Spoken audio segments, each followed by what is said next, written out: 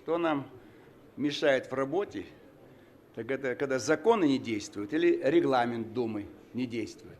Вот мы ввели норму. Лидер фракции 7 минут, просто депутат 3. Она не действует. Любой выходит и говорит, а я от фракции. Так не бывает. Значит, только лидер фракции должен иметь ту маленькую привилегию выступать чуть больше. Мы ее смяли. Нет никакого смысла, так сказать. Поэтому только я один прихожу сюда выступать. От фракции, лидер. А остальных даже в зале нет их. Это как армия без командиров. Армия идет в атаку, а командиры чай пьют где-то. Эта армия что? Проиграет. А в Думе она почему-то выигрывает. Хотя командиры сидят неизвестно где. Вот самое важное – это налоги. И вот наш комитет профильный должен этим заниматься. Вот смотрите, что мы сделали в 2015 году. Что толку от того, что у нас полный портфель различных законов? Но достаточно в этом зале согласиться на снижение экспортной пошлины на нефть и увеличение на добычу, и все кончилось. Все. Мы опять продолжаем экспортировать и давим на внутреннее потребление и переработку. Растут цены на бензин и на все остальное. Кто выиграл-то? Только несколько экспортных нефтяных компаний. Кто помог в этом? Депутаты Государственной Думы.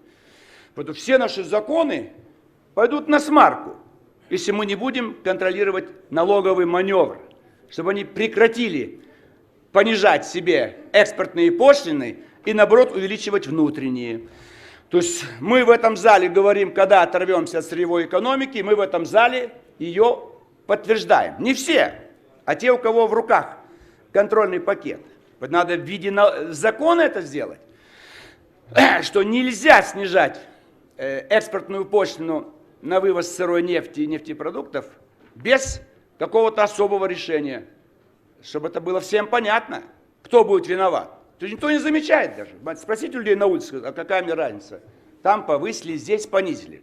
Это огромное значение имеет.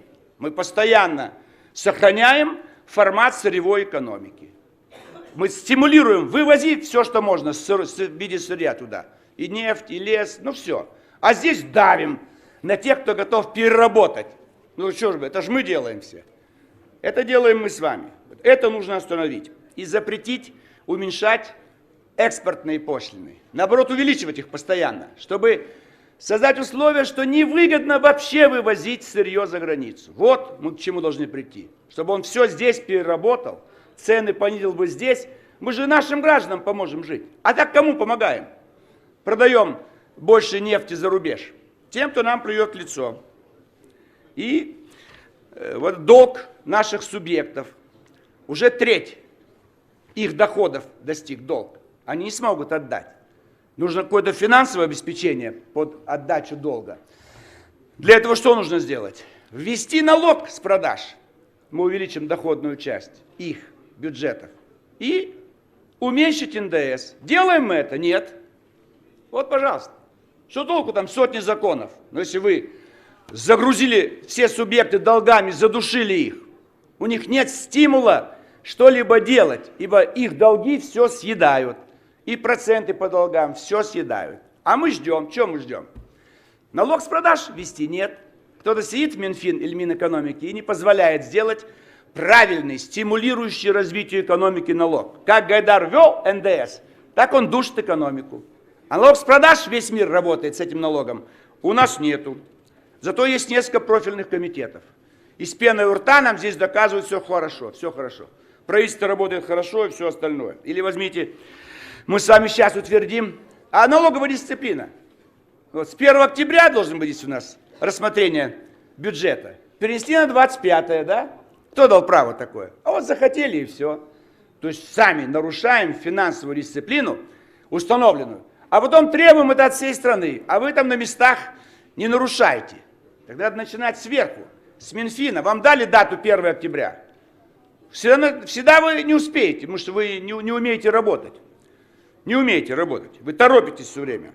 Поэтому мы что делаем? Во-первых, опаздывает рассмотрение бюджета почти на месяц. Второе, мы опять будем рассматривать, объем доходов.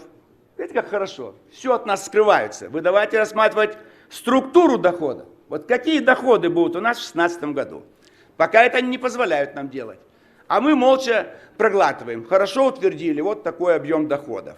Так нельзя. Папа где деньги заработал? Мама довольна, 100 тысяч принес, так сказать, в месяц. А если он 20 тысяч украл, а еще 20 мошеннические схемы, а еще 20 там левые какие-то переработки, и только 20 чистая схема. Ну, мама-то все равно узнает. И потом папу арестуют. А здесь кого накажут, что скрывают от нас структуру доходов бюджета? Из чего формируется доходная часть бюджета-то? И вслепую, давай, проголосовали. А потом отвечать будут другие.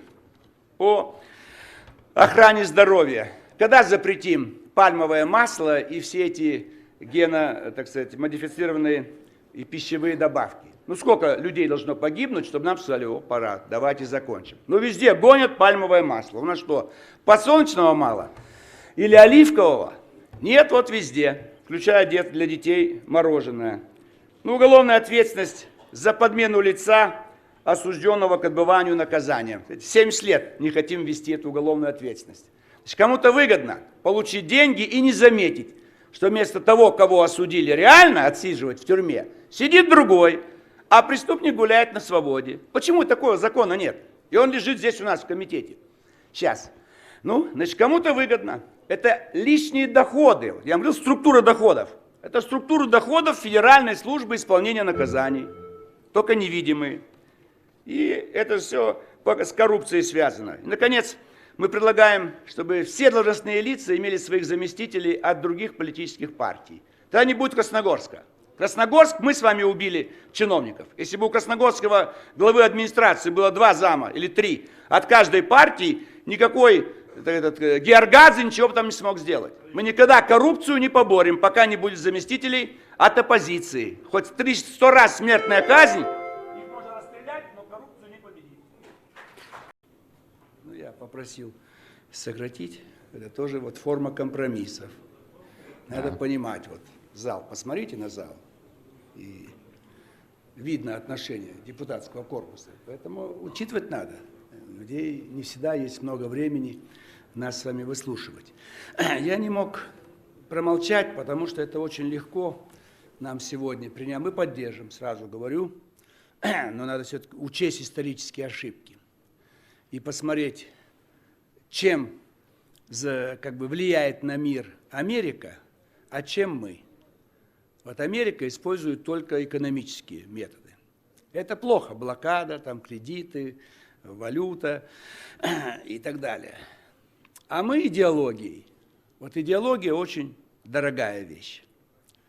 Она, так сказать, просто так не дается. Вот сегодня ошибка ИГИЛ в чем? Они объявили джихад, священную войну всех мусульман против всего человечества на земле. Конечно, проиграют. Кто-то захочет, чтобы был всемирный халифат. А халиф сидел бы в Багдаде, и вместо Брюсселя, Москвы, Вашингтона, Пекина, вот нам из Багдада будут давать указания, как нам жить. А вот их ошибка, они не учли. Но мы-то с вами должны это учесть. И сейчас мы учли. Последние 20 лет у нас нету предпочтения идеологии. Но на прошлое нужно было нам понять. Как сегодня в Сирии, скажем, нас критикуют в основном за то, что мы поддерживаем именно руководителя. Не его имя. Мы поддерживаем однопартийный режим. Вот он 40 лет, этот режим. Выборы проходят. Сирийцы голосуют. И у нас бы за Сталина голосовала бы вся страна. 100 лет бы был бы Сталин в Кремле, и 100 лет получал бы 90%. В этом смысле, конечно, вот мы еще оставляем этот момент для критики в наш адрес. Допустим, мы, Ливия, даже согласились на введение там бесполетной зоны. Саддам Хусейн промолчали его, свергли. И именно исходя из того, чтобы нас не обвинили, что мы поддерживаем авторитарные режимы. Но вот здесь, в Сирии, мы все правильно делаем, но на будущее это нужно иметь в виду. Сирия нам ближе, чем США. А вот в Кубу мы зря ввязались. Неужели это было непонятно, что рядом огромная Америка, и она будет спокойно смотреть на то, что вот вся Куба будет под красным знаменем? Это надо было понимать. Но это понимание было только лишь вот в голове у Хрущева. Ему хотелось наказать Америку. Но нельзя, чтобы внешняя политика была в руках одного человека или группы чиновников. Я уже на каких-то дискуссиях всем сказал, чтобы все знали мы, в Первую мировую войну нам никто не объявлял войну. Мы объявили войну Германии. Потом она объявила нам. Зачем мы это сделали? Кто на нас нападал? Никто. Вот группа чиновников, давай, царь, давай, все там, что, зачем? И эта страшная война же, она же превратилась в Отечественную войну. И до сих пор, так сказать, для нас главный конкурент – Германия. И, чтобы вы все знали, сегодня нас попросили участвовать в делах Сирии не потому, что нам пошли навстречу, не потому, что нас полюбили. США видят, что Европа взбунтовалась. Как ее успокоить? Надо попробовать навести порядок на Ближнем Востоке, чтобы меньше было беженцев. То есть нам дали черную работу. А давайте, русские, там, попробуйте там, успокоить, чтобы было меньше беженцев, чтобы меньше волновалась Европа. Это с одной стороны. А с другой стороны подвох, как в Афганистане. Какой? Не увязнуть там. А вот огромное количество беженцев в Европе, приход правых радикалов в партии в Европе, и кого объявить виновником? Россия. Кто все это заварил? Русские. Вот они в Дамаске бомбят весь Ближний Восток. Вот почему беженцы пришли в Европу. Вот почему победили праворадикальные партии. Кто враг? Россия, Москва. И они уже наметили войну между Германией и Россией на июнь 2016 года. Я вам сейчас говорю, чтобы потом, когда случится, скажете, вот, Жириновский опять прав. Вот по таким соусам. Что-то все мы сделали. Вы в крови вся Европа. Это мы сделали. Вот в чем подвох. В Афганистане это они специально левых коммунистов освобождают из тюрьмы, которые приходят к власти, помогают им, обращаются к Москве за помощью. Москва помогает, и пошла критика. Москва влезла в исламский мир. Вот такие провокации устраивает человечество. А мы идем туда, на такое заклание. Ну, давайте в Афганистан. То есть правильно сейчас делаем в Сирии. Но имейте в виду, как они это повернут через год, через два. Виноватыми опять объявят нас. И это ошибка.